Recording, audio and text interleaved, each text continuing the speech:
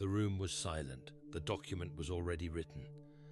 And somewhere in a seminary in Switzerland, the men at the center of it all were counting the days. According to multiple Catholic news sources, reporting in the spring of 2026, Pope Leo XIV has reportedly had a decree prepared, a document whose language echoes one of the most painful moments in the modern history of the Catholic Church. The date it names is July 1. The act it describes is a schismatic one, and if what is being reported turns out to be true, the Church is less than 3 weeks away from a rupture that would send tremors through every diocese on earth. Before we go any further, take just a moment to subscribe to this channel and leave a comment letting us know where in the world you are watching from tonight. Stories like this one deserve witnesses, people who understand what is at stake. This is the story of the Society of St. Pius X, a wound that has never fully healed and a deadline that Rome is now bracing to meet. To understand what is happening in the summer of 2026, you have to go back. Not just to February of this year, when Davide Pagliarani, the Italian priest who serves as Superior General of the Society of St. Pius X, made a public announcement that shook the Catholic world. You have to go back much further than that. You have to go back to a man in a cassock, standing in a seminary in the Swiss Alps, who believed he was doing the only thing a Catholic bishop could do. His name was Marcel Lefebvre. He was born in 1905 in northern France, the son of a Catholic family with deep roots and deep faith. He studied in Rome, was ordained a priest, and eventually became a bishop and a cardinal's close associate in Africa. He served the Church for decades with genuine dedication. But as the 1960s unfolded, and the Second Vatican Council reshaped the landscape of Catholic worship and theology, something in Marcel Lefebvre hardened. He watched the Mass he had celebrated his entire life, the ancient Latin rite, the solemn and reverent form of worship that stretched back through the centuries, being set aside in favor of a new liturgy. He watched seminaries empty. He watched priests abandon their vows. He watched a church he loved appear to be dismantling itself from the inside. In 1970, he founded a seminary in the village of Écon, in the canton of Valais in Switzerland. He called it the Priestly Society of St. Pius X, named for the Pope who had once fought against theological modernism at the beginning of the 20th century. His purpose was to train priests in the traditional manner for the traditional Mass. The local bishop gave his approval. Seminarians came. The project grew. It also grew increasingly tense. Rome watched with unease. Lefebvre was not hiding what he believed. He thought the changes brought by the Second Vatican Council were a catastrophe for the Church. He thought the new Mass, what he called the Novus Ordo, was theologically compromised. He thought the Church's new openness to other religions amounted to a betrayal of the Catholic faith, and he said so loudly and repeatedly over many years. In 1975, the local Swiss bishop, under pressure from Rome, suppressed the canonical recognition of the society. Lefebvre ignored it and kept going. The seminarians kept training. The masses kept being said. The tension built for another decade. By the late 1980s, Lefebvre was in his 80s, and he was alarmed by a simple reality. If he died without ordaining any bishops, the society he had built would lose the ability to ordain its own priests. The traditional Mass he had spent his life protecting would be left without shepherds. He began pressing Rome for permission to consecrate at least one bishop who shared his vision. Pope John Paul II was willing to consider it, but the negotiations that followed were painful, halting, and ultimately collapsed. On June 30, 1988, Marcel Lefebvre sat down and wrote a letter. It was addressed to Pope John Paul II. It explained that the situation of the Church was a state of necessity, that he was acting to preserve the traditional faith, and that he was proceeding with the consecration of 4 bishops the following morning, whether Rome permitted it or not. The ceremony took place at Écône on June 30, 1988. Archbishop Lefebvre, joined by the elderly Brazilian Bishop Antonio de Castro Maia, consecrated 4 men as bishops of the Society of St. Pius X. Their names were Bernard Fellet, Bernard Tissier de Mallarès, Richard Williamson, and Alfonso de Galarreta.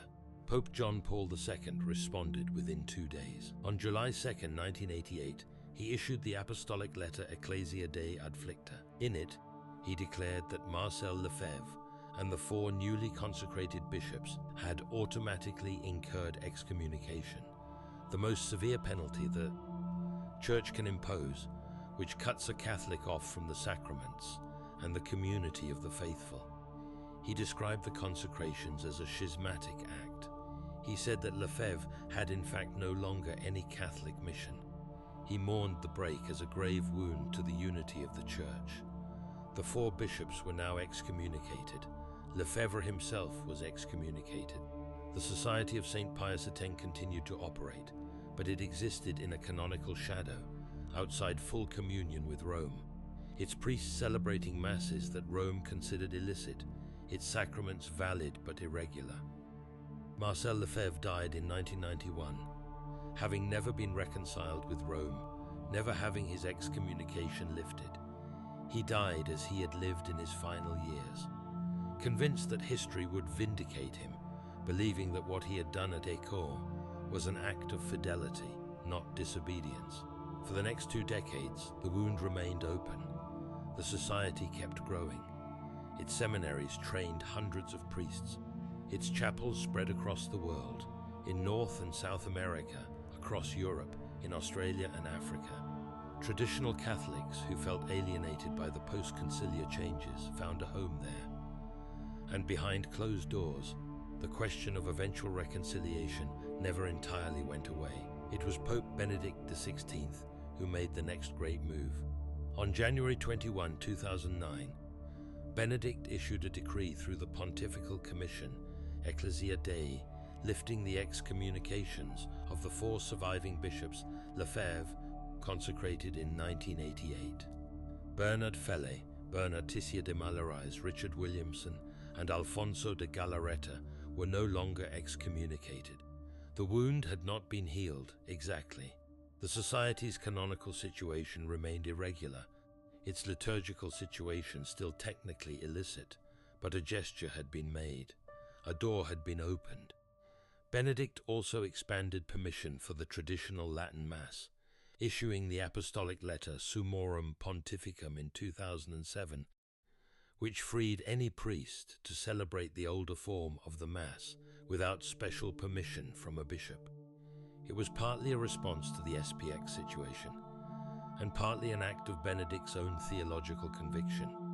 He believed that the 2 forms of the Mass, the ancient and the modern, could coexist and enrich each other. He called it a hermeneutic of continuity. The negotiations between Rome and the Society continued under Benedict, then under Francis. They were always difficult. The doctrinal issues were genuinely hard.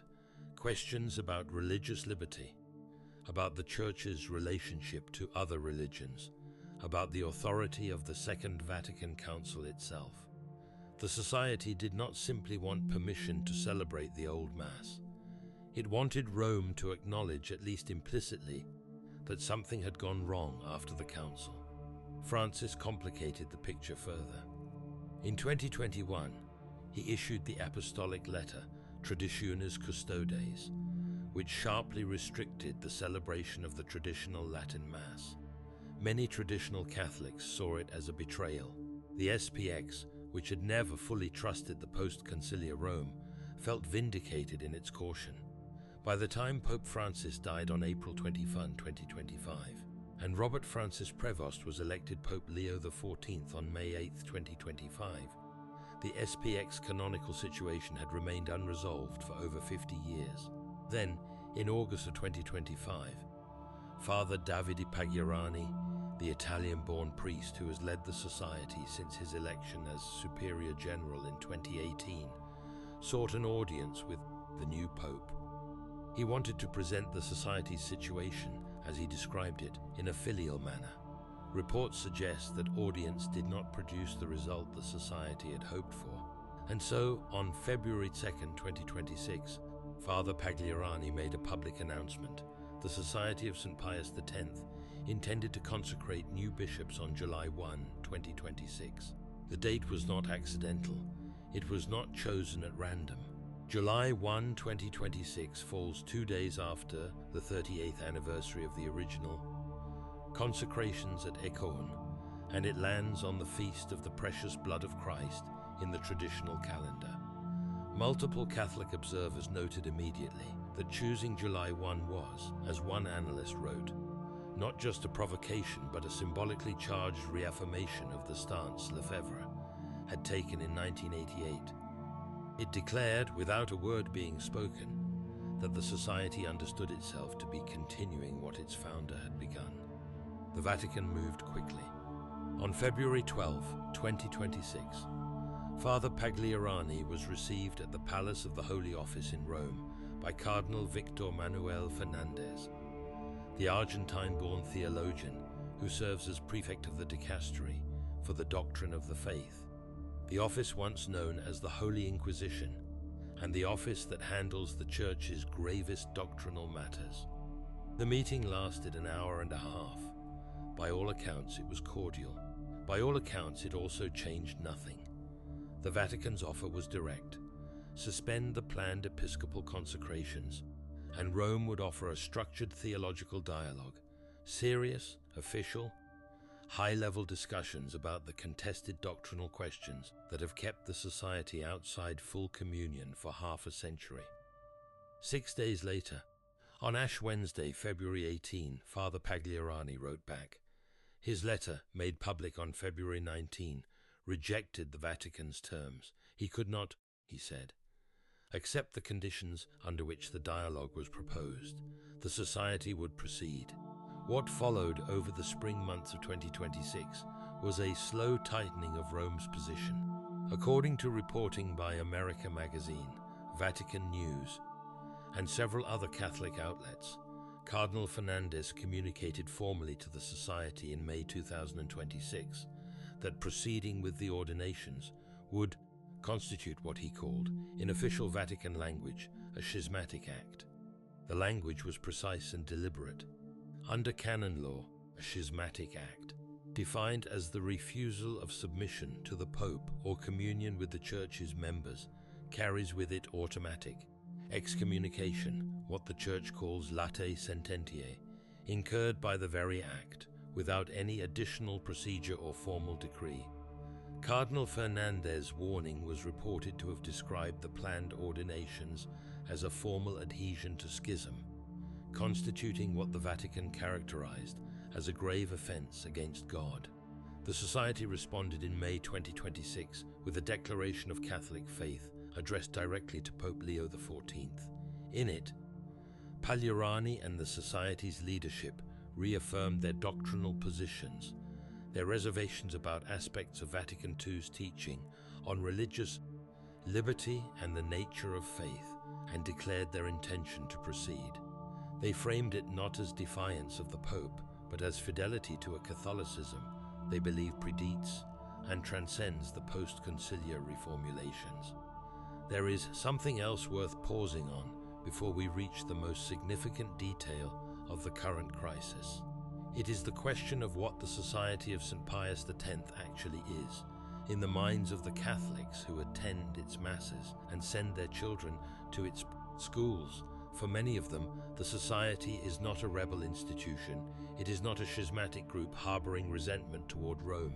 It is, in their experience, simply the Church as it was, the Church of their grandparents, the Church that built the great cathedrals of Europe, the Church that sent missionaries to every corner of the world before the Council, the Church that gave them a liturgy of extraordinary beauty and solemnity.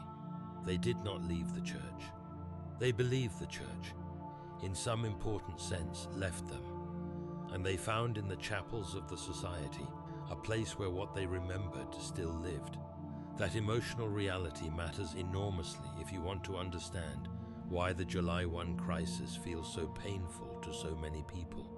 This is not an abstract canonical dispute.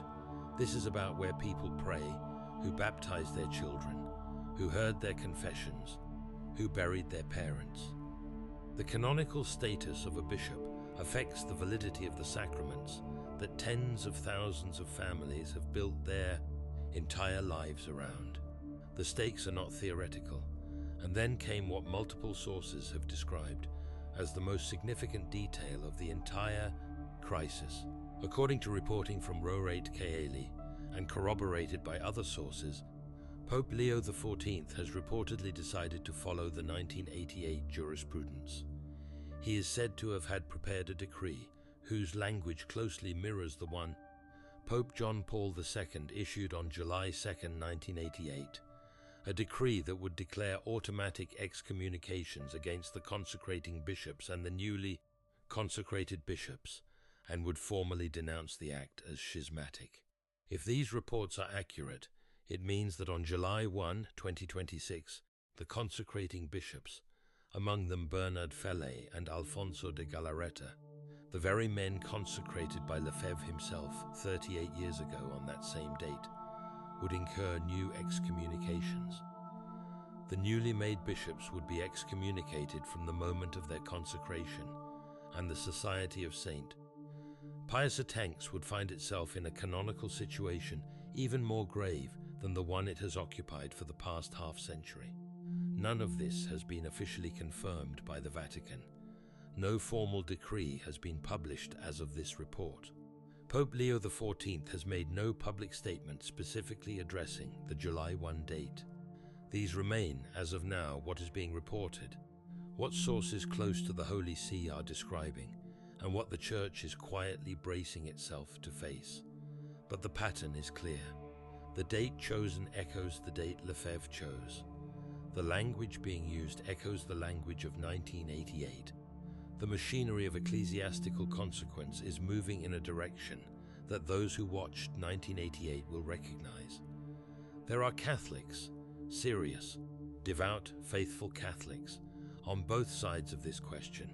There are those who believe the SSPX has been right all along, that the Society preserved something precious while the rest of the Church drifted, and that Rome's response to the planned consecrations represents a failure of pastoral imagination. There are others who believe that no theological conviction, however sincerely held, justifies proceeding outside the authority of the Pope, and that Lefebvre made a tragic choice in 1988 that the Society is now choosing to repeat. Both of those positions deserve to be heard. Both contain genuine Catholic anguish. What is certain is this: the Society of Saint Pius X was founded in 1970 by a man who loved the Church so much that he broke with it to preserve what he believed it had abandoned. Its roots go down through 56 years of Latin masses, traditional seminaries, confessions heard, and rosaries prayed and faith quietly sustained. Hundreds of thousands of Catholics have found their spiritual home in its chapels. The priests it trained have baptized children, buried the dead, and sat with the dying. Whatever Rome's canonical judgment, the Society's story is not the story of people who did not care about the Church. And Pope Leo XIV, elected barely a year ago, still in the early months of a pontificate that no one fully understands yet, now faces one of the defining decisions of his papacy. He is being asked to draw a line that another pope drew in 1988, knowing what drawing that line cost the Church then, knowing that the men he would be excommunicating include bishops who were already excommunicated once before. Whether he signs that decree and what happens afterward remains to be seen. There is one more layer that the faithful deserve to understand. The question of schism in Catholic theology is not simple, and the Church's own history with the term is complicated. In 1988, John Paul II used the word freely and issued the excommunication swiftly. But for years afterward, canonists and theologians debated whether the technical definition of schism had truly been met in the Society's case. Some argued that Lefebvre and his followers had never rejected the authority of the papacy in principle, They simply disagreed, sometimes bitterly, about how that authority had been exercised. A genuine schismatic, in the classical sense, denies that the Pope has authority over them. The Society has always been careful to say it does not deny papal authority.